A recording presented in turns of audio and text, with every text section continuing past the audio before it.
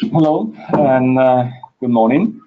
We can start this seminar and webinar, and welcome all of you who are here, and welcome all those who are participating from the web. There is quite a large number of participants who are connected to the GoToWebinar and the website of CMCC to attend the webinar from far away. I'm quite happy to be here today, not only because of your participation, but in particular because of our guest lecturer today, Professor Gael Giraud. I'm very pleased to introduce him and to give him the floor in a few minutes. But let's start by introducing briefly the series of our webinars. This is the third one of a long series of many others that we have planned for the next months and years, following the birth of a new center, which is called CMCC at Forcery, whose grand opening will be next Friday on April 13. We will have the chance to officially open this new research center, which is the outcome of the cooperation between the University of Venice and the Euro-Mediterranean Center on Climate Change. For those who don't know what CMCC is a network of research organizations working on climate change, both on science and on economics, in a very interdisciplinary manner. And the nice feature and the comparative advantage of CMCC with respect to other European or international initiatives is really the integration between different modeling efforts, from climate models to economic models, that are able to deliver analyses that other kind of or similar research centers are unable to deliver. It's a network, as I said, of research centers established in different regions of Italy, and in particular, it is based on 8 research divisions that span from advanced computing models to economic analysis of impacts of climate change, to policy analysis of mitigation and adaptation. So it's a very broad range of topics that are covered by CMCC. As you can see in this slide, you see all or some of the most important research topics that we cover in our research efforts in the different headquarters of CMCC. If you want to know more, you can visit our website and follow our publication, events, education program, in particular the PhD program, which is quite unique because it's a PhD program on science and management of climate change, where about 15 students every year are trained to become not only experts in climate modeling, but also leaders of business and policy initiatives on climate change. But let's start the webinar by giving, first of all, the rules of the game. I'll give the floor in a minute to Professor Giraud, and then the discussant today is Professor Francesco Bosello. So we'll open a discussion with a few questions and remarks on Professor Giraud's presentation. And then the floor is open for questions. Questions are coming from this room, of course, but also questions coming from far away, because all those who are participating to the webinar can raise questions and simply write your name and questions. I'll read them, and then I'll ask Professor Giraud to answer your questions. So it will be very easy for those participating from the web to raise questions and ask whatever you need to know to Professor Giraud. So let's move on. Professor Giraud is the chief economist of Agence Française pour le Développement. So prestigious economist, one of the most prestigious economists in France. He was named best young French economist in 2009. He has been professor in some important institutions in Paris. Presently, he's professor at Ecole Nationale de Ponts, Chaussées, which is one of the most important schools in France. And his contribution, his research, his publications are very important and very valuable for all those working on game theory, mathematical economics, and so on and so forth. Today, he will talk about carbon pricing, and he belongs to the high-level commission, the Stiglitz-Stern Committee on Carbon Pricing. And he will talk about a model in which he will try to assess what is the effect of carbon pricing, and in particular, what is the effect of not pricing carbon. It's important to understand how difficult it is to introduce a worldwide price of carbon, but at the same time, what are the negative consequences of avoiding this important or not implementing this important tool of climate policy. But I would like to stop here because I think that the most interesting words will come from Gael himself, and I'm giving the floor. And thank you very much for being here today. So thanks a lot for the invitation. Grazie mille. Buongiorno a tutti. Grazie mille per l'invitazione e per l'ospitalità. We are just changing the slides for those who are following. Yes. Thank you. Grazie. So the work I'm going to present is a joint work with a number of people whose name you find on the first slide. So here, some of them came to Venice this morning. So I want to mention them. Etienne Espan came, Florent Maquisac, and Marie-Noël Wallet is with us. They are with us. So thank you. Let me just begin by presenting the GEMS project, which is essentially the novelty of the approach we want to put into practice. So GEMS is an acronym for General Monetary Multi-Sectoral Macrodynamics for the ecological shifts. And I guess the most important parts in this name are macrodynamics and monetary, because our main purpose is to try to develop a truly dynamic model where money plays a role, is not just a veil, as it would be in most, let's say, general equilibrium models. Okay, I'm going to go into the details in a few seconds. So the model is constructed in a way that you need a number of elementary building blocks that I'm going to describe. And then, depending upon the kind of question you want to ask, you can add some other building blocks. So what you need anyway is to start with the Goodwin and Goodwin-Keene building blocks that I will describe in a few seconds. Probably you will ask questions about prices, so you also need the block of prices and the dynamics of prices. Then, if you are interested in understanding the impact, let's say, of a big financial crash on the banking system in Europe, you need to have the building block on banks. This is what I did with a student of mine, Tore Kekholz, in order to write down a report for the European Parliament 3 years ago, where we were asked the following question: what would happen given the banking European Union if we were to experience a new crash similar to the one we had in 2008? And the main answer, to put it in a nutshell, was we are not protected, and then we would have to pay a lot of money. I mean, the taxpayers would have to pay in order to save the banks. Being in Italy, I don't resist the temptation of saying we have a confirmation of that, because, as you know, Monte dei Paschi di Siena went bankrupt now a little bit than 1 year ago. And as you know, most of the private debt of Monte dei Paschi di Siena was transformed into public debt, which means that the Italian taxpayers are going to pay to bail out Monte dei Paschi di Siena, which is a kind of confirmation of the conclusion we had 3 years ago. Now, it might be the case that you are interested in understanding the mismatch between supply and demand, aggregate supply and demand, because this is not a general equilibrium model. So it might be that out of equilibrium, you don't have the equality between supply and demand, which implies that you have to take into account the dynamics of inventories, okay? You might also be interested, of course, in understanding the impact of some public policy, which means that you have to develop the public sector. You may also want to see the impact of the financialization of our economy, so which means that you would, in this case, have to model the financial markets and the impact, let's say, of speculation. You may also want to disaggregate the sector of households in order to understand the consequences of growing inequalities in income and capital among households, okay? You may also want to describe in more details the relationships between various sectors within an economy, in which case you have to develop the entire multi-sectoral version of the model. And of course, last but not least, you may also be interested in understanding the impact of climate change on the economy.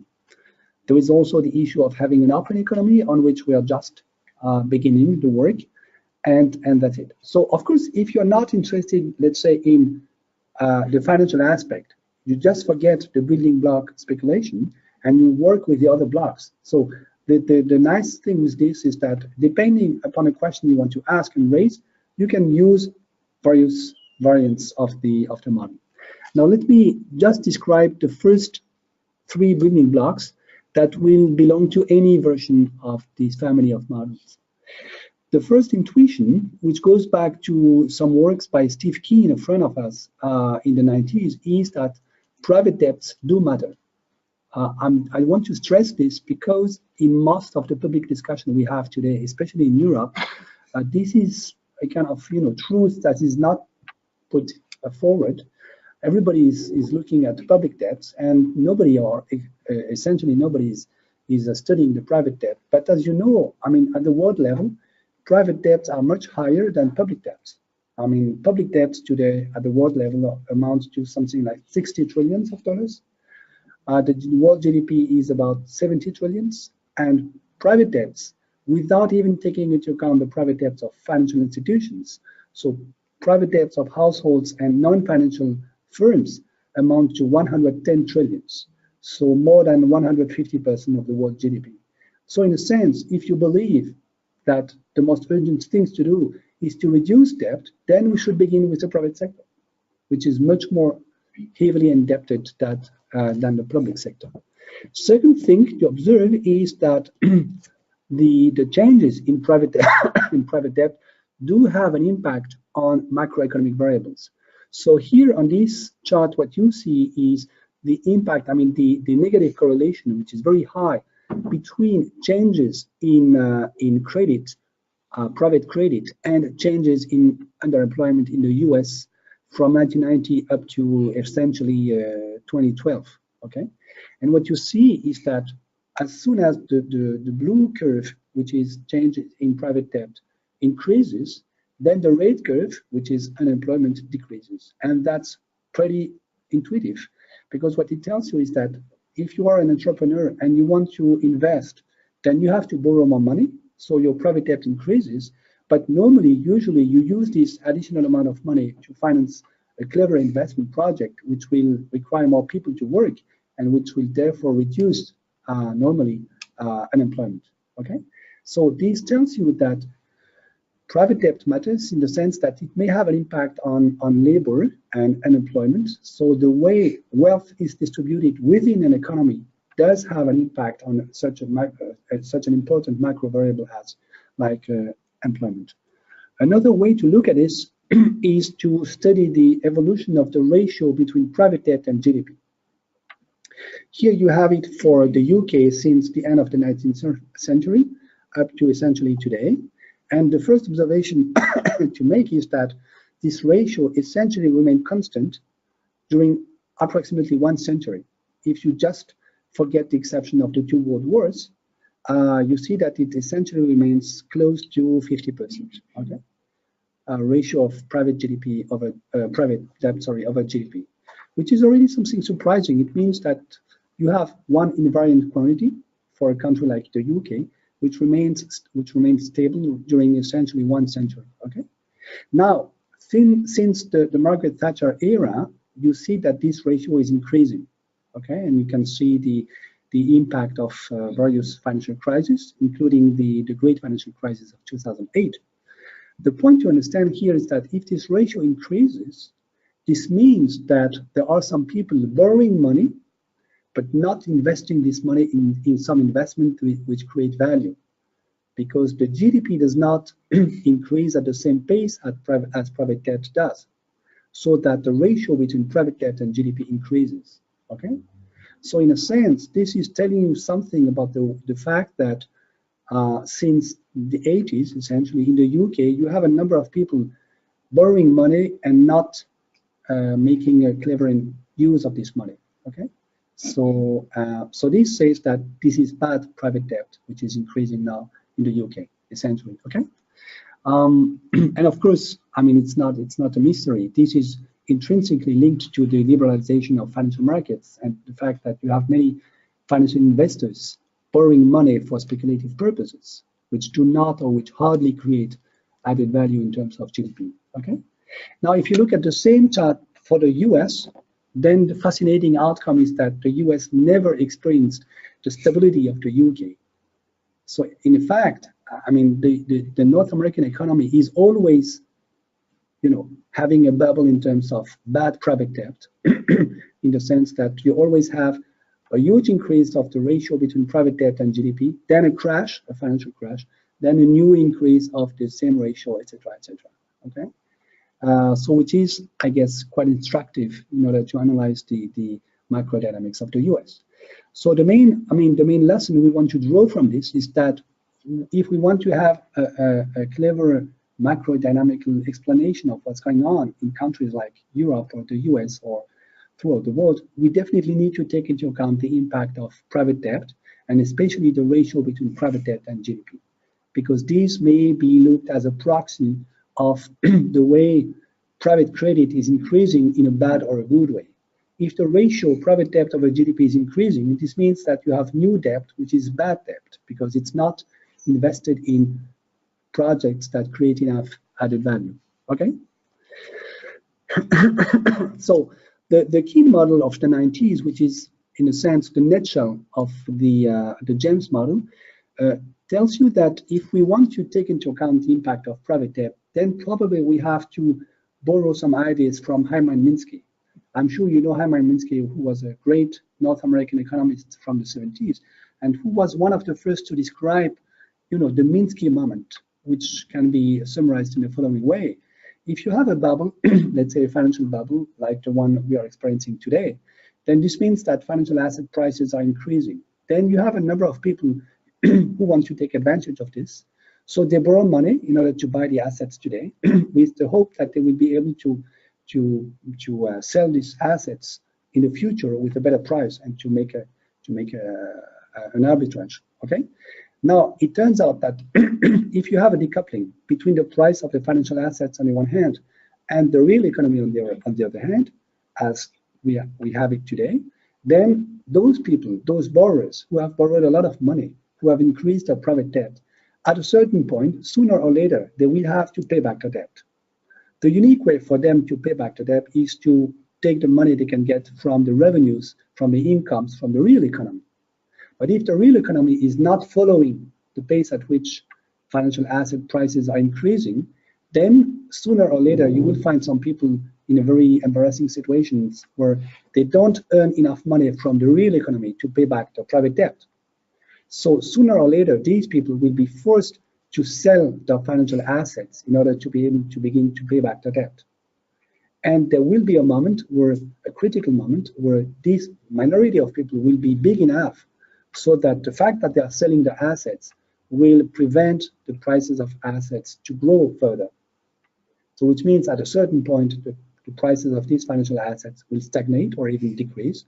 And then this will be the beginning of the burst of the bubble, because you will find a number of other people who are not embarrassed in paying back their debt, but who are now seeing that the prices of financial assets are decreasing, which is very bad news for them. So they will sell the assets in turn in order not to lose money, and this will provoke the crash, the financial crash. So this is essentially the Minsky narrative, and as you will see in the kind of model I'm going to describe, you can really see at work this mechanism. Okay. And so the next point is also to have a way to make money endogenous. So as you know, this is a very controversial issue, but I'm convinced that this is very important for us, because you may find a number of models, let's say equilibrium models, where actually banks don't create money. I mean, the quantity of money circulating in the economy is supposed to be constant. It's supposed actually not to have any impact on the real economy, okay, because money is neutral. But above the neutrality assumption of money, most of these models would assume that banks are just financial institutions which are borrowing money with the left hand and lending the same amount of money with the right hand, okay, which is the standard model of banking systems you would find in macroeconomics, okay. As you know, in real life, that's not the case. Private banks are indeed creating money every day, and that's the job, okay, which makes the amount of money circulating into the economy endogenous.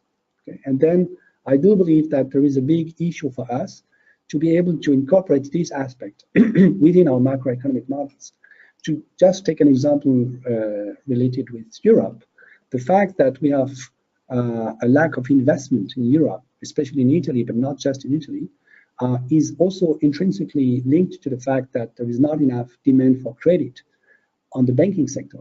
On the one hand, of course, many banks have very bad balance sheets because of the financial crash of 2008. So they are in a very fragile situation. So they don't want to lend money to the real economy. But on the other hand, when you talk to the bankers, they will tell you, well, you know, I would be ready to lend money, but nobody is asking. There is no demand for money. Why isn't there demand for money? I mean, this is because of the overhang of private debt, etc., etc. But then this means that the quantity of money created by the banks is really endogenous. And if you don't capture this within your model, then you will be at pain in explaining what's going on today in the Eurozone, you see? And why, for instance, the non-conventional monetary policies are not successful, okay?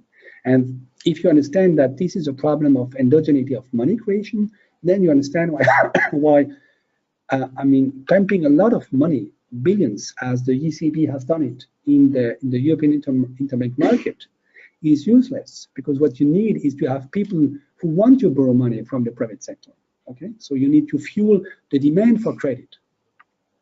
And the non-conventional monetary policies do not do this, okay? So the third point is to have endogenous money within the model. So now let me just describe the main mechanism of the model very briefly, and that's elementary math, I mean high school mathematics. So first of all, you begin with lambda, which is the ratio, the employment rate. So capital L, let's say, is the number of hours worked within 1 year, for instance, and capital M is the quantity of hours that could be worked by the labor forces, okay? So the ratio is just the employment rate. Now, just for simplicity, assume that the population is going to grow at some exponential deterministic rate. I'm going, of course, to relax this stupid assumption in 5 minutes, but just here for the ease of the exposition, assume this. Assume also that there is some labor productivity, small a, which is also going to increase exponentially, deterministically at pace alpha, but this is also just for the ease of the exposition. Now, one very key variable in these dynamics will be omega, which is the ratio between the wage bill, the total amount of wages paid during 1 year, capital W, divided by GDP, Y, okay? So this will, and as you know, this ratio, the wage share within GDP remain approximately constant during all the 30 glorious years. But now, as you know, since 30 years, this is declining. So you can't just make the assumption that this is constant, because it's not. And it turns out that within the kind of dynamics I'm going to describe, the evolution of omega is a key element, is a key parameter in order to understand the macrodynamics of an economy. Now, you of course assume the standard capital accumulation equation, which is that changes in capital are just related to investment, capital I, and there is a depreciation rate delta, which is standard. Now the production function. Also for simplicity, I'm going to assume that we have a Leontief production function. I know that there is in fact some substitutability between capital and labor, but just for simplicity here, we are going to assume that there is no, okay? We have some variants where we replace the Leontief production function by a CES production function, etc. I can go into the details if you're interested in. Just for simplicity, assume that it's a Leontief production function and that the capital to output ratio mu is going to be constant, okay? So I'm going to assume that GDP is just equal to capital divided by mu, which is also equal to the quantity of labor hired, capital L, times labor productivity, okay? But again, we could also change this and relax this very strong assumption. Now, private debt. Private debt will change according to the mismatch between investment and profit. So assume that capital pi is profit, is the current profit. If the current profit is higher than the quantity of money you need to finance your investment, then you don't need to borrow money, okay? But now, if you want to invest more than your current profit, then you need to borrow money from the banking sector. So D point, so the change in private debt, will just be the difference between investment and profit, okay? So if investment is higher than profit, you will borrow money. I mean, the private sector, the firms, will borrow money from the banking sector. If investment is smaller than profit, then this means that the firms will take the remaining amount of money they have from profit in order to pay back the debt. Okay, so D point, the change in debt, will be negative. Then how do we define profit? Profit is just the output, capital Y. So I'm going to make the say low assumption, namely that everything that is produced is sold. Of course, we all know that this is not true, but just for simplicity again, assume that everything that is produced is sold here.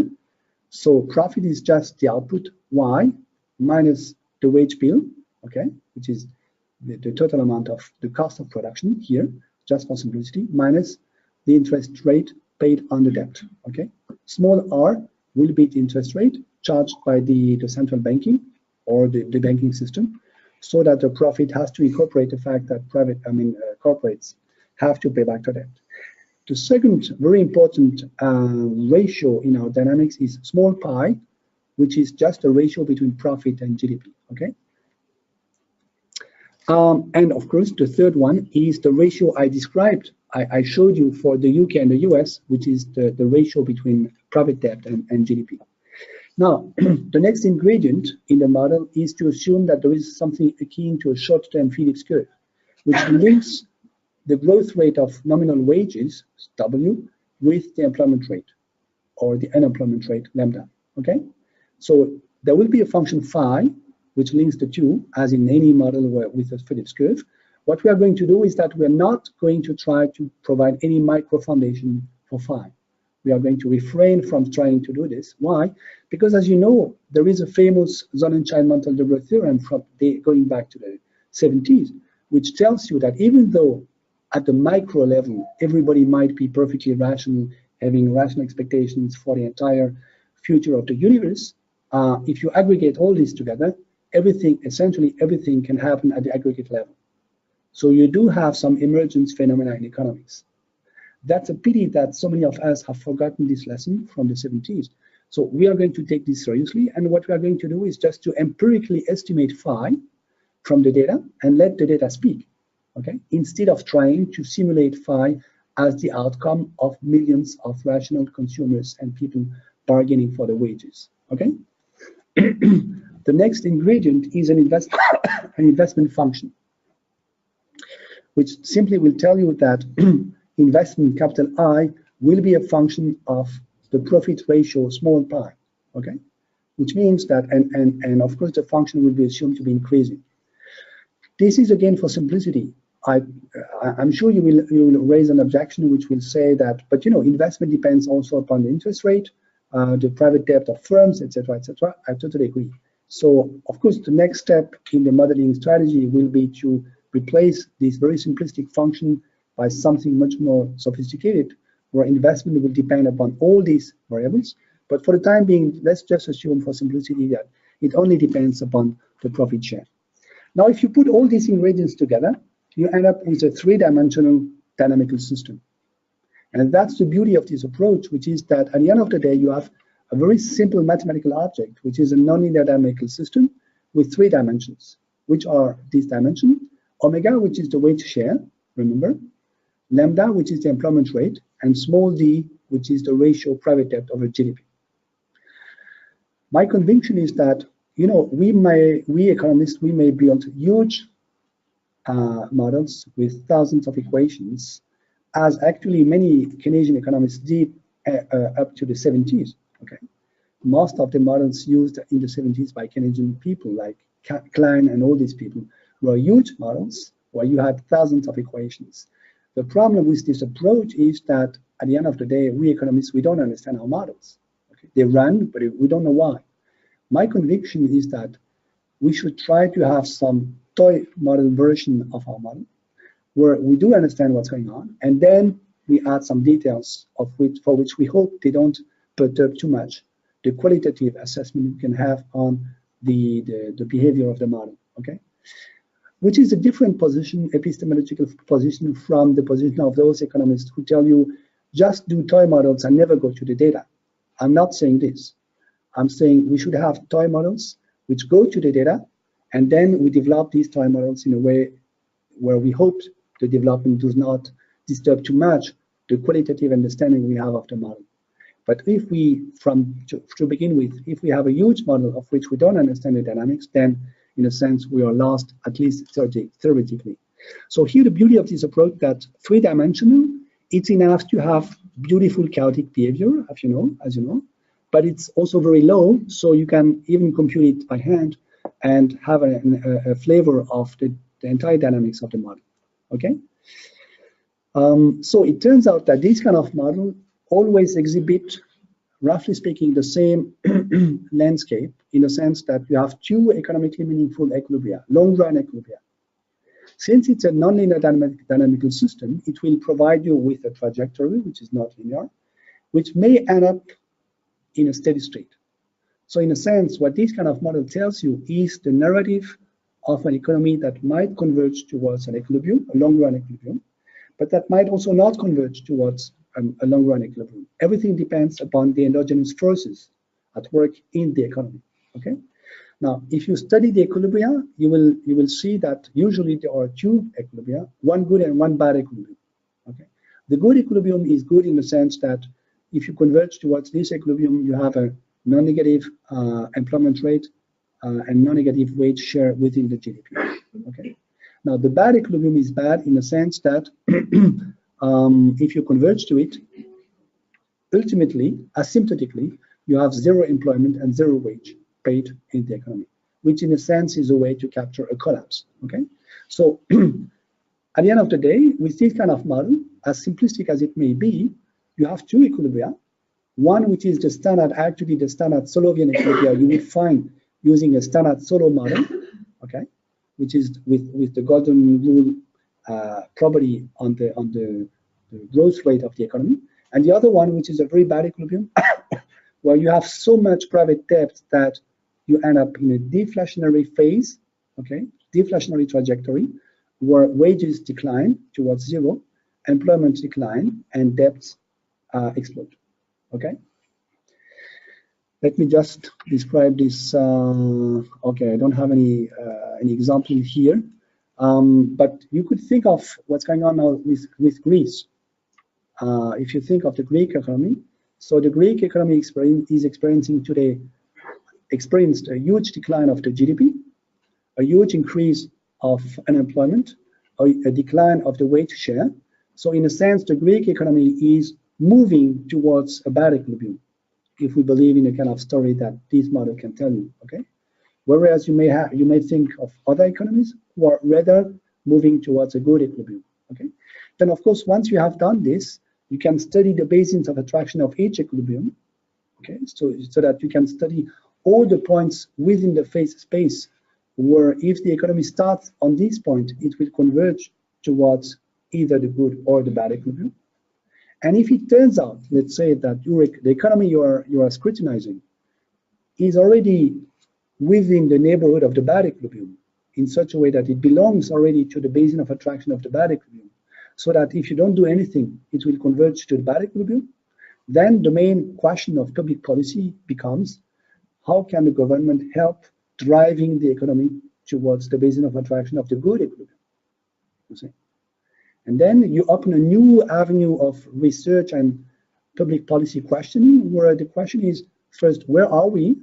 Are we in the basin of attraction of a good or a bad equilibrium?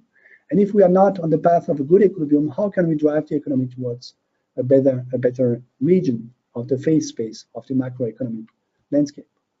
You see the point? So now, let me go towards what we did with the climate backloop.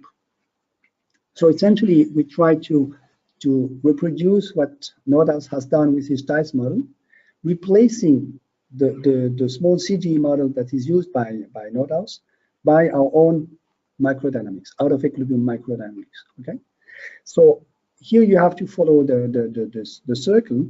Suppose you produce some real output, okay, according to the small macroeconomic engine I just described. Then this means that you will have some additional CO2 emissions according to the DICE model. This means that you will have further CO2 accumulation, radiative forcing, temperature change. So all these parts, we will just borrow what Nordhaus did, okay, in order to be able to compare our results with the results by Nordhaus, with the DICE model. And then the temperature change will have an impact on GDP according to some damage function. Okay, and then this damage function will impair the GDP of the economy, and the economy will try to further move along a new path, which is certainly not the path it would have followed without any climate change impact. But then the question is, does the climate change impact, does climate change have an impact on the path followed by the macroeconomy? And we are going to ask this question at the world level, calibrating the macroeconomic model at the world scale, and asking whether global warming could drive the world economy towards the bad equilibrium or the good equilibrium. You see the kind of question we can ask? Now, which damage function should we use? As you know, there are a lot of debates on this issue, and what we did so far is very simplistic. So we just borrowed the 3 damage functions that are available in the literature, at least in the literature of macroeconomists. So the first one, the most famous one probably, is the blue one that you can see here, which is Nordhaus damage function, which tells you that here it is plotted in terms of the damages on the world's GDP as a function of the increase of the average temperature on Earth. So what it tells you is that if you have an average temperature increase on Earth of +6 degrees, then you should only experience a decrease of the world GDP of -10%. You see, that's the blue line. So which is essentially what Nordhaus damage function tells you. Of course, if there are climatologists in the room, you are already laughing because you know that this is just non-credible, okay? But we also use this kind of function in order to test the prediction, the perspective of our model. Then, of course, there is an alternative damage function, which is the gray one, which is due to Weizmann, which is a little bit more pessimistic, saying that if you have +6 degrees at the end of this century, then the damage should be -50% of the world GDP, which is much more realistic, probably. And then you have a third damage function, which is the most pessimistic one we have used, which is due to Dietz and Nick Stern, which tells you that with +6 degrees, we would experience -90% of in the world GDP, which would mean essentially a huge disaster at the world level. Okay. The interesting thing is that if we just remain below 2 degrees, there are essentially no differences between these 3 damage functions. The divergence starts after +2 degrees. Okay. Which is why there is still a debate today on this, because most macroeconomists can tell you, I know that we are on, let's say, the red curve or on the blue curve, because for today it makes no difference. Okay. Now, there is a crucial aspect that is not described so far in our approach, which is stock flow consistency. Since we are dealing with a truly dynamics, out of equilibrium dynamics, we need to make sure that at every point of time, the stocks, the economic stocks, let's say the quantity of money on the deposit accounts of households, is really the outcome of the history of the flows. Okay.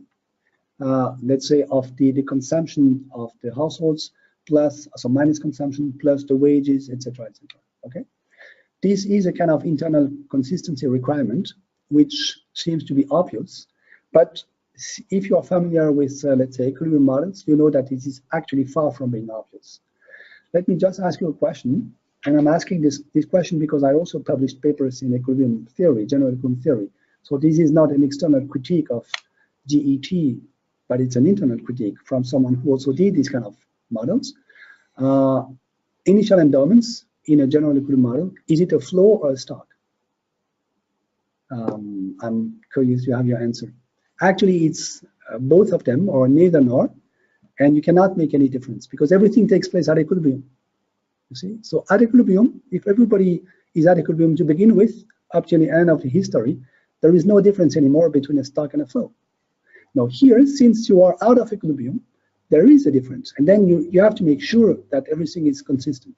So this kind of balance sheet is a way to keep everything and to make sure that we are not forgetting some, mysterious amount of money that disappears in the model. Okay, so I don't have time to enter into all the details, but if you follow this balance sheet, you have essentially the entire accounting of the economy, with the households, the productive sector, the banks. Here there is no public sector, but of course, if you have a public sector, you can add it, etc., etc. Okay. Let me go a little bit faster because time is running. I'm going to give you the main result. Okay. So the main result are as follows. Absent any climate change, it turns out, according to this model, believe it or not, that the world economy would converge peacefully towards a good equilibrium. We did not do it on purpose. That's really an outcome of the model. Okay. You might be skeptical, but I mean, that's the story of this model. Which means that, to give you some more precise figures, the employment rate would remain essentially at the same level as it is today, at least officially, according to the official statistics, something like 70% of the world population. The inflation rate would converge peacefully towards plus 2%, which would save our governors of the central bank from its pain, because now he does not succeed in putting to practice his own mandate, because we failed to have plus 2% each year in terms of inflation since now a number of years. The real growth rate would be close to 2% each year. And if you look at the bottom left figure, then you would have an exponential increase of the GDP. So everything looks fine. But of course, this is because we did not take into account the impact of climate change, so that at the same time, we would have a huge increase of the temperature, higher than plus 4 degrees at the end of the century. Now, what's happening, if you try to take into account the impact of climate change, first of all, this chart tells you that the good equilibrium itself will be impacted by the rise of the temperature. So here, if you look at the left picture, you have the three main variables of the dynamics: the wage share, the debt ratio, and the employment rate. And each point is a simulated approximation of the good equilibrium, the long-run good equilibrium. And for each point, we computed it with various levels of temperature, of global temperature on Earth. And so if the green point corresponds to a no increase of the temperature, and the red point at the end to a larger increase of the temperature. And what you see is that the hotter the planet, the higher the employment rate, in the long run good equilibrium, the higher the debt ratio, and the lower the wage share. Okay? So in a sense, global warming in itself is increasing debt, decreasing employment rate, and decreasing the wage share. Okay? Now another look at the same problem, which is the basin of attraction. So on the left, you have a simulation of the basin of attraction of the good equilibrium absent any climate change impact. Okay? Which means that if the world economy turns out to belong to this geometric polyhedron, the red one, okay, on the left, then we don't have to do anything. It will converge ultimately peacefully towards the good equilibrium. Okay? A good story. Now, if you take into account climate change, and even in a very optimistic way to describe climate change, then the basin of attraction reduces to the box on the right, which means that it's much more difficult to belong to the right neighborhood for the world economy if you take into account climate change. Okay. Now, some scenarios, and I will end up in a minute. Some scenarios. Which one of the three damage functions are using here? To tell you the truth, I don't remember, but I guess it's Florent. Maybe you remember this. It's a Weizmann. Weizmann. Okay. So the middle one, the intermediary one. Now, here you have some scenarios which tell you that even if you take the Weizmann damage function, it might be the case that if we don't do anything in the coming decades, the default scenario might lead to a collapse at the world level. Okay, so here you can see it. You have three curves. So the blue curve is again the scenario without any climate change impact. The magenta curve, the type 2 curve, which is very close to the blue curve, is the same with the Nordhaus damage function.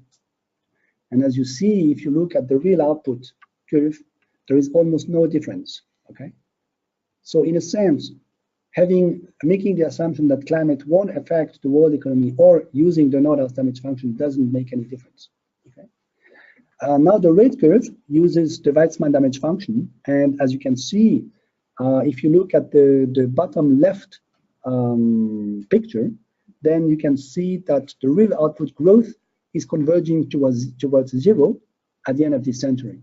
Okay, whereas the private debt ratio in the middle bottom is exploding at the end of this century. Okay. Now, so I don't have time to go into all the details. What we did is that we checked a number of carbon price trajectories for the Stern-Stiglitz Commission, where you know that there is a debate between people like Nick Stern saying we should have a very high carbon price very soon in order to give incentives to shift towards renewables, whereas you would find people like Nordhaus saying, well, we should begin very slowly and then speed up at the end of what, I don't know. I mean, it depends upon at the end of this century, let's say. Okay, so we tested everything, okay, to see whether it's possible to avoid the bad equilibrium. Because at the end of the day, what this model is telling you is that absent any climate change, the world economy is converging peacefully towards the good equilibrium, the solo equilibrium. But because of climate change, if we don't do anything, at the end of the day, we are going to be trapped within the basin of attraction of the bad equilibrium, and we might converge to a collapse in the next century. Okay. And if we use the Stern damage function, which is much more pessimistic, then we converge to the collapse within the 21st century. Okay.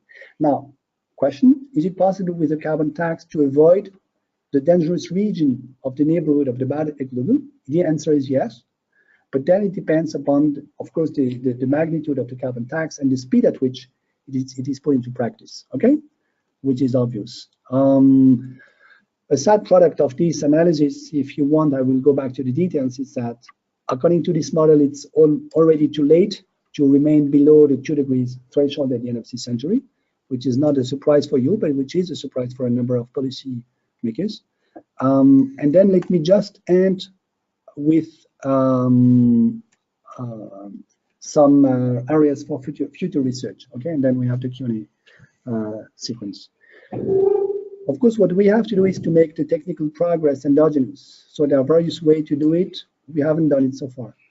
As I said, we can replace the Leontief production function with, let's say, a CS production function. This has been done by Florent Maquisac, who is here. We have to decouple demand and supply. This is done at the theoretical level. We haven't done it with a calibrated model. So De Vries is doing this. We should also try to distinguish between various vintages of capital. As you know, even though we might, let's say, let's dream, shift towards electricity costs to more money in the entire planet, then we will still have 1 billion of bad cars. They will not disappear from one day to another. So we will have to deal with various vintages of capital, which means that we have to deal with a particular production sector, okay, which makes the whole story much more complicated. This I have done with a student of mine. Of course, we have to make the population endogenous. In the simulations I showed you, we have assumed that the population is following the United Nations median scenario, namely 9 billion people by 2050, 11 billion people at the end of this century. But of course, if we have a degrowth of the world GDP by disaster, then the world population must presumably will decrease endogenously. So then we have to make the population endogenous. This we are in the process of making. Of course, we should increase the quality of the behavioral functions we're using, you know, the short-run Phillips curve and the investment function. We should also add energy, minerals, and other natural resources, which we are doing now, add expectations, because so far I described an entirely myopic model, and also try to have a flavor of the role of income and capital inequality. Just one word on this. This is a paper we already finished with Mateusz Caselli, who is the deputy director of the Fields Institute in Toronto, Canada. The outcome is the following. If you see a huge increase of income inequality, this most presumably means that the economy is moving in the direction of the bad equilibrium. Okay. So this, for the first time, as far as I know, provides you with an analytical setup where you have an intrinsic link between inequality and growth. More inequality means less growth in the long run. Okay, and I guess I will stop here. So thank you. Thank you.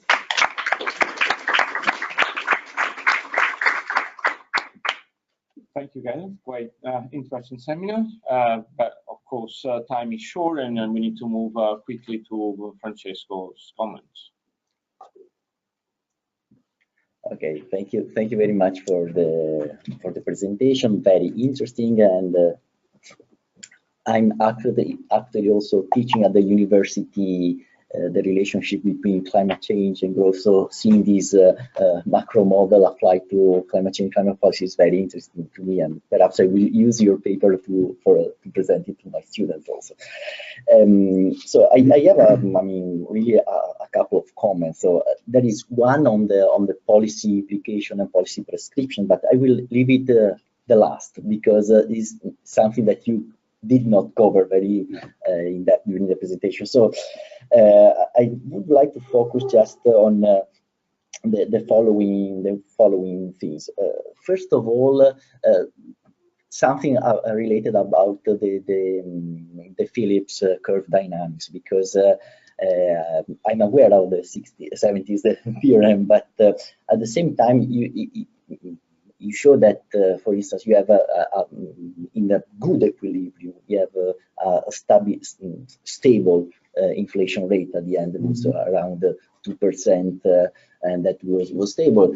And I was saying that, okay, if this is going on for 50 years, perhaps some kind of incorporation within the expectation of agents could happen. So perhaps this may have also implication for the employment dynamics, but this is a marginal thing.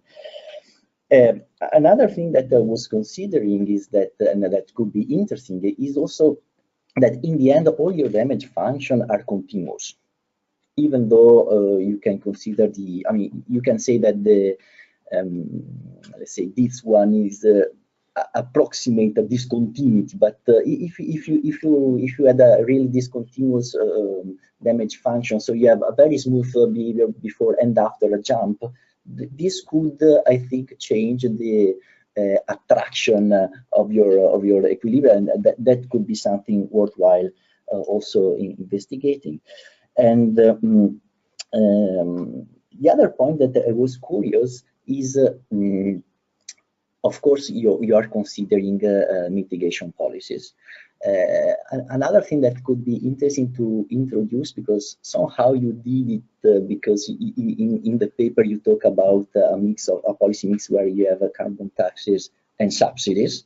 I think you could easily add the adaptation dimension, so you can subsidize some kind of expenditure that is meant to decrease the impact, because in this case you may have also some feedback on the economic activity, because the typical way of thinking is that mitigation can buy time for adaptation, but perhaps also the other way around could happen, because if you are able initially to decrease the negative impact of climate change through adaptation, you may also have,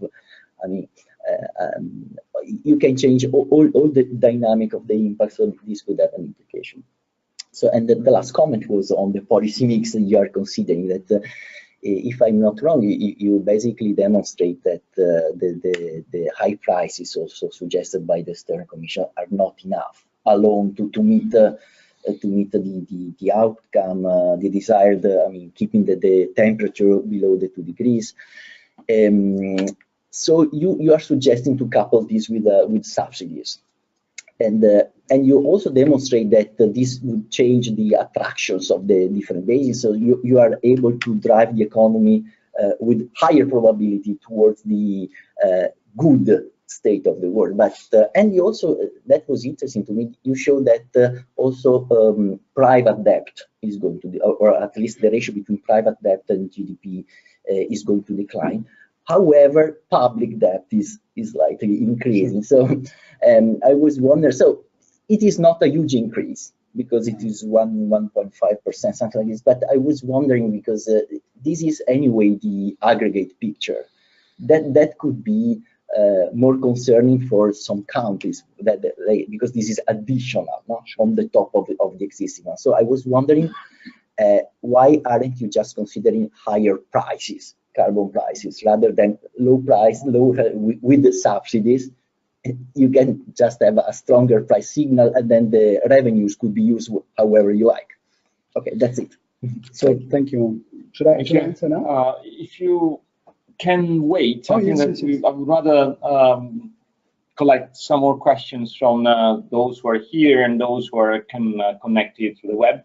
By the way, I would like to thank all those who are still connected. More than 70 persons who are still connected to the web and are listening to the webinar, which is quite a good number. I have at least a couple of questions I would like to raise. One by Daniela Ferrini is about the role of natural resources, in particular if you include food and water among the resources in the modeling. How? The second question comes from Paula Vesco, who is asking again about adaptation. Of course, if you include adaptation into the model, the dynamics, as Francesco just said, could be quite different. The second question is about inequalities. What's impact of climate change into income inequality and capital inequality? Of course, take into account all the limitations of the model. I mentioned one which is connected to what Francesco was saying. The IPCC is delivering now the report on the 1.5 degrees, and of course there are conclusions on the 2 degrees objective. And one of the sound conclusions is that no way to get to 2 degrees or 1 degrees without CO2 removal from the atmosphere. So without this kind of technology, there is no way to get below 2 degrees, whatever the model that they're using, whatever the damage function, and so on and so forth. But let's move to other questions from the floor. Please don't be too shy today.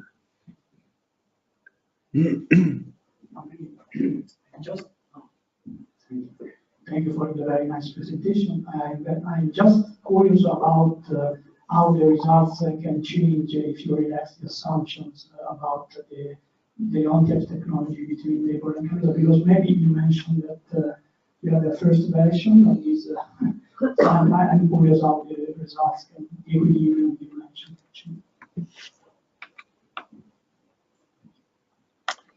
Please answer this first set of questions. Okay, thank you. Thanks a lot. These are very interesting questions. So I come back to your questions to begin with. For sure, inflation might change because of the short-run Phillips curve. Even in the long run, as long as inflation is not zero, it might change the dynamics if we take into account expectations. So we haven't done it.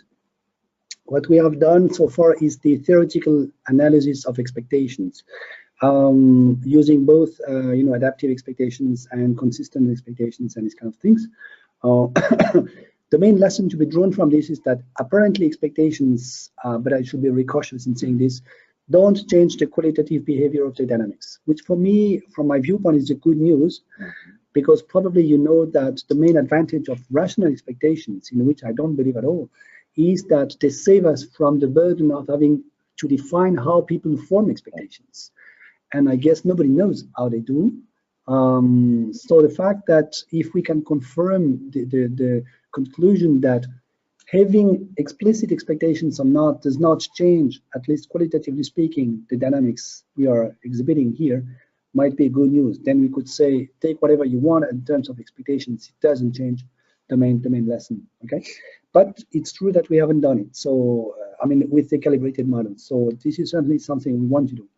Now, regarding the damage function, I entirely agree with you that most probably in real life it's not continuous, especially if you take into account biodiversity, which, as you know, consists in thresholds. And once you have reached one threshold, then you have a certain breakdown of the ecosystems we are dealing with. And this is a very good question, because one of the main reasons why we are here with my team from the French Development Agency is to try to work with you, actually, with your teams, in order to have a much more clever damage function and to work with Chaussées on this issue.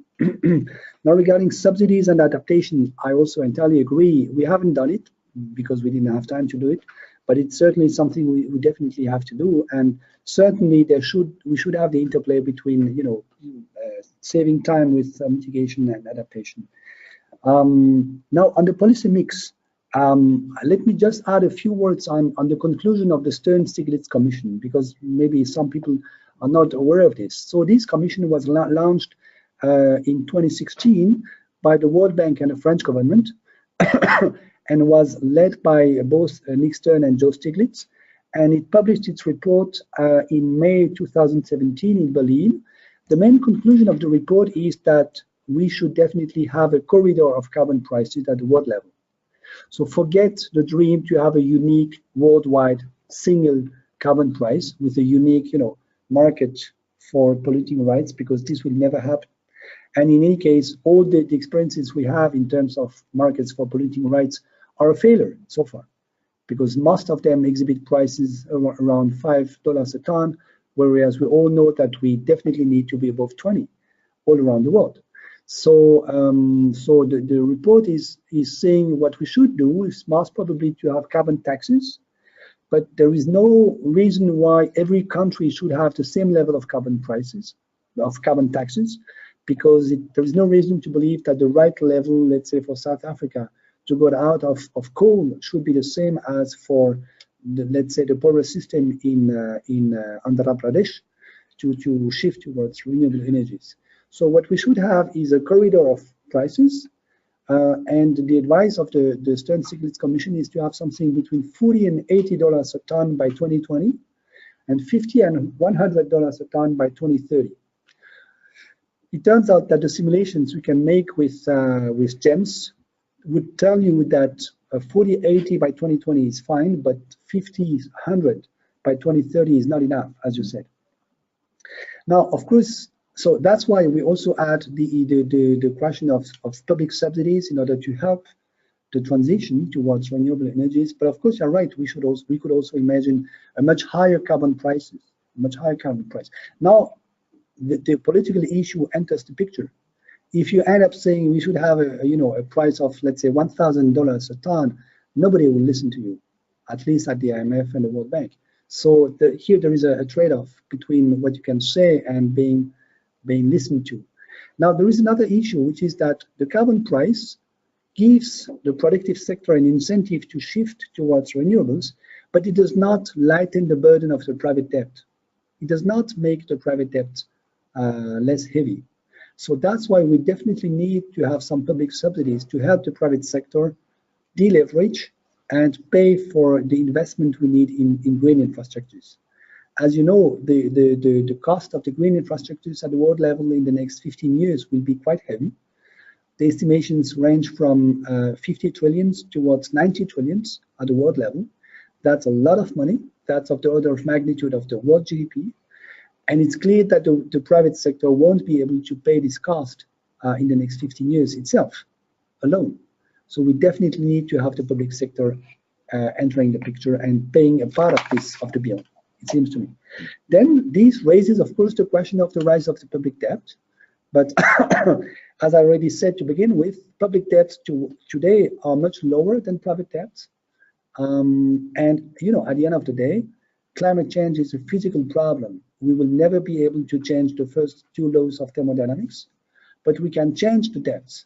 In the old time, there were some jubilees, at least in the Old Testament. And, sometimes when I presented this to someone like Ivar Ekland, who is famous in general economic theory, and he said, actually, your story is good news. All we have to do is to give up debts, and then we will survive climate change. Now, the next question by Daniela was about natural resources. What we are working on today is minerals, essentially copper, lithium, and these kind of minerals, and energy. So we haven't touched so far the issue of food and water because this is out of the scope of what we're doing today. But definitely, this is a huge question.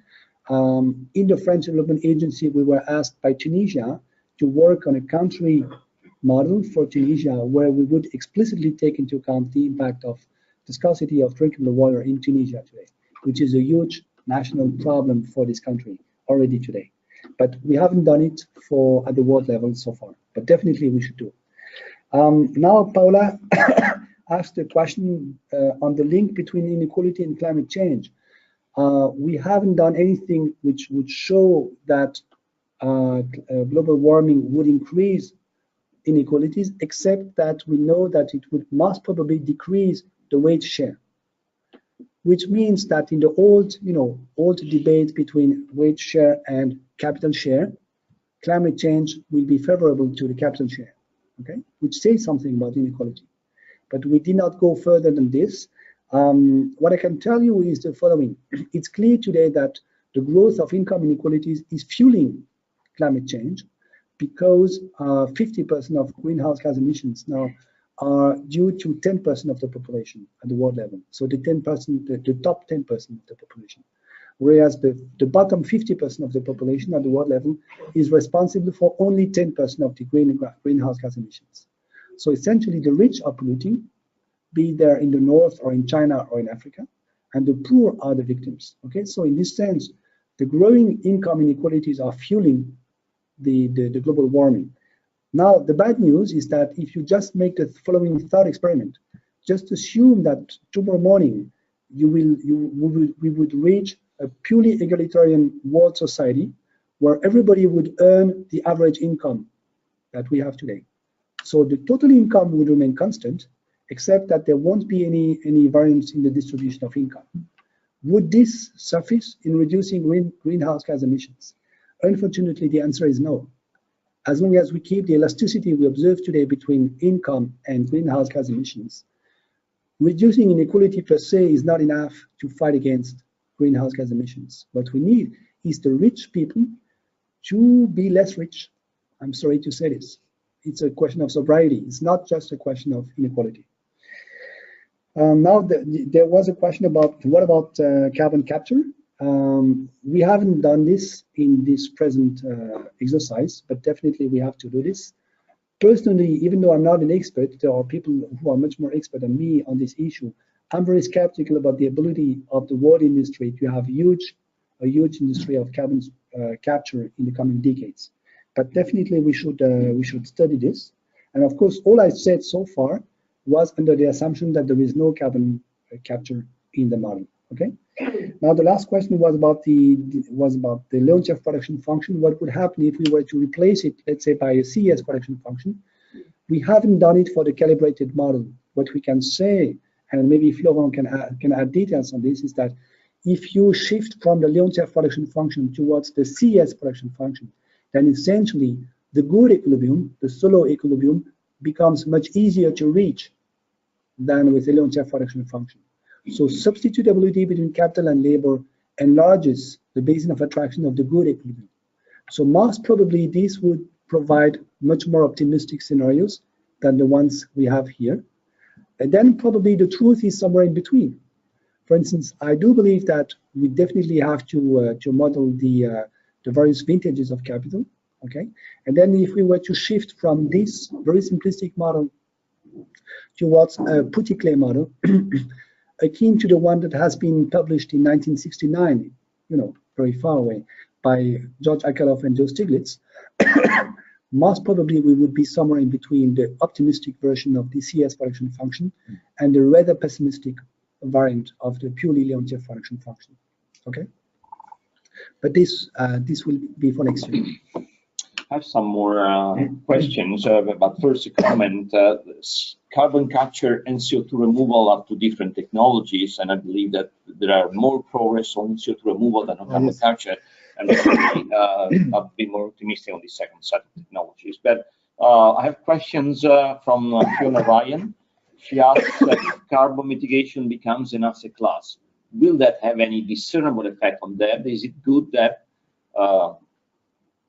try to interpret this question. I have some more question from Spain, from Lara. She's asking about loss and damages. Who pays for loss and damages? How is it shared in terms of income distribution, the effect of loss and damages? She's also asking about the country dimension of the model. You partly answered because you said that you have a version for Tunisia. She's asking for a version for Spain, and she's saying that it would be very useful for Spain to have such a model, given they are now writing their own climate change and energy transition law.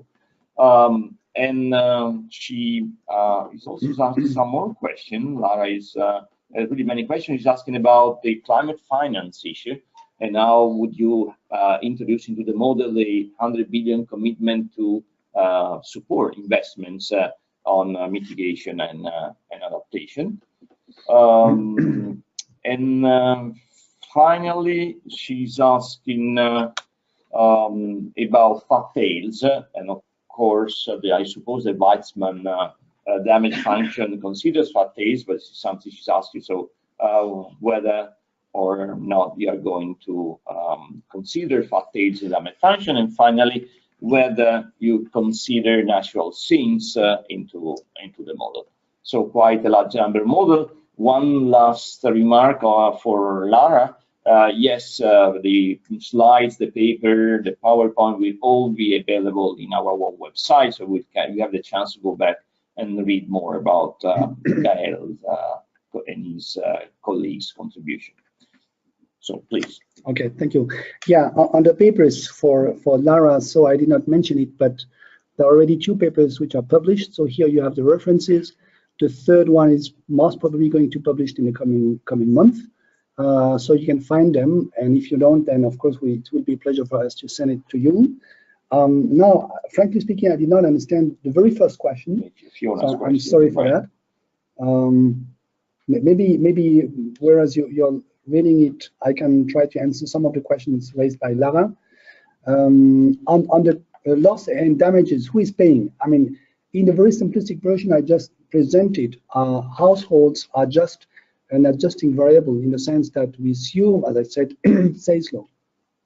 So everything which is produced is consumed by assumption. Okay, of course this is not realistic, and we are working on the next version where there might be a mismatch between aggregate demand and supply. Then for the time being, the way we have modeled this is that if you have an increase of the temperature, this reduces GDP, that is the production, and this also, and we have also a version where it affects capital. Okay, so and then when it affects capital, it means that it affects the potential growth in the future, because if you have less capital today, you are less able to produce tomorrow morning. Okay, or at least you need to invest much more in order to have the same amount of capital tomorrow morning. Okay, so in a sense, in this very simplistic version, most of the burden of losses is taken by the firms, by corporates. But of course, I mean, implicitly the question says, what about households? And of course, we will be able to deal with the impact on households once we will have a much better version where demand and supply are decoupled. About the countries. So what we have today at the French Development Agency, there is a version which is running for Brazil. We are building a version for Colombia, another one for Ivory Coast, for Tunisia, and for Vietnam. Algeria asked us to build a version with them, including the impact of climate change. But you know, the French Development Agency is a bank devoted to southern countries, so we don't have any mandate for Spain. That's a pity. I would be very happy to work on Spain, especially because as we all know, Spain is hugely affected by climate change today with the erosion of soil, especially in Andalusia. But we don't have any mandate to do it for the time being. Climate finance, it's a huge issue. So we have hardly touched it so far, but there is one version, the third one in the papers I just mentioned, where we have developed a little bit the banking sector, saying that if there is too much private debt on the private sector, then banks refuse to lend more money. So there is an endogenous threshold on the credit supply. Okay. So if we were, I mean, my intuition is that we would have to develop this aspect in order to be able to deal with, you know, the regulatory requirements. Let's say Basel III. Can we build a green version of Basel IV with a green supporting factor, you know, a green-brown supporting factor, where you would say, the regulator would say, if a bank is providing a credit for a green investment, then we reduce the capital requirement for this credit. But if it's a brown investment, then we increase the capital requirement. So this is a much controversial issue today, at least in Paris. I don't know about Italy, but I guess you have the same kind of questions for Italy. So we could deal with these questions, but for that purpose, we would need to develop in much more details the banking sector sector of the model. Now, fat tails. What was the question actually? As I said, so far we have just used 3 damage functions, and our purpose is to replace them by a much more disaggregated damage function and a specialized damage function, which most probably, if I trust what Giraud explained to us this morning, which most probably will be more pessimistic, because the more detailed the resolution you have, if I'm correct, the more pessimistic is your conclusion in terms of the impact of climate change. So the question was about the probability distribution of impacts. Rather than having impacts associated with different degrees, you have a probability distribution with fat tails. Oh, I see. Sorry. So far we haven't done this. We have a stochastic version of the model that I'm just showing now, but what we have done is the following. We have said, let's say, for instance, climate sensitivity, which is, the elasticity of the thermodynamic equilibrium temperature in the atmosphere provided by doubling of the CO2 concentration in the atmosphere. So this parameter is not observable, and climatologists tell us it must be somewhere between 1.5 and +6, and there are some models, if I correctly understand, where it's even higher than +6, with a median value today which is 3.1. And so there are some probability distributions available in the literature on this parameter. So what we have done is that we have included this probability distribution within the model, and this leads to the kind of trajectories I'm just showing now, where you have the median trajectory and, of course, the neighborhood, the probability distribution neighborhood around this. We haven't done it for the damage function, and this is also part of the work we are going to do with CMCC. Great. I have just one last question by Giulica Loreta. She's asking about natural capital, in particular accounting of ecosystem services, and whether the model takes into account natural capital into the damage function, so not just the flow of damage, but also the damage on the stock. The answer is no, unfortunately, and this is a huge research agenda. My opinion is that we should even revise the definition of the GDP itself. Let me just give you an example that probably you already know. Consider a country like Saudi Arabia. Saudi Arabia is selling oil. Today, according to the accounting standards, this is an income, and this will be added to the GDP of Saudi Arabia. But if you think in terms of natural capital, this is non-renewable, this is a capital, so it's a loss in capital, actually. But if you think this way, you understand very quickly that you have to revise and to redefine the entire accounting standards of the GDP. This is a huge task. We have someone in France who has done it for private accounting for firms. His name is Richard. I'm sure you will have people in Italy doing the same job. I don't know anybody who has done it for the national accounting. You would find someone like Herman Daly from the US, a former economist for the World Bank, who wrote, we should do it. But as far as I know, he hasn't done it. But if you guys are ready to do it, I think this is a very important topic. Of course, it's politically unpolite, but one day or another, we will have to give up the GDP, which anyway is a very bad measure of prosperity. Okay, other questions from the floor here? No, so I have no more questions from far away. Thank you all for having participated in the seminar. Thank you for those connected for the webinar, and thank you in particular, Professor Giraud, for your excellent presentation, the discussion. You got many questions, and I think that it will be quite useful for all of us to work on the papers and subsequent research that you are carrying out. Let me conclude by mentioning next webinar. It will be on April 9, so quite soon. It will be a collaboration with Ecole, or CMCC has an important collaboration with Ecole on climate modeling, and the seminar will be given by Richard Neal on the history of bias in the Ecole community Earth system models. Of course, climate science is a young science, and our biases are quite important in many of the analyses we carry out, and it's important to be aware of these limitations in order to really assess the progress and the importance of the research which is carried out on climate change and on climate policy. Thank you all. Thank you for being here. Thank you, Gael, and see you next webinar.